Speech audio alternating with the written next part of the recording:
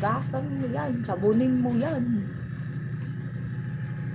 Yan, pati yung ano. Ito lahat. Oo, sabi nga lahat eh. Also, could you tell me what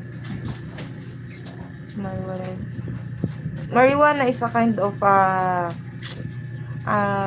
medicine, but when you take it mga tawag doon, abusively, it could what do you call that? It's also dangerous. It's a drug. In some country, they take marijuana as a medicine, but here in the Philippines, it's illegal.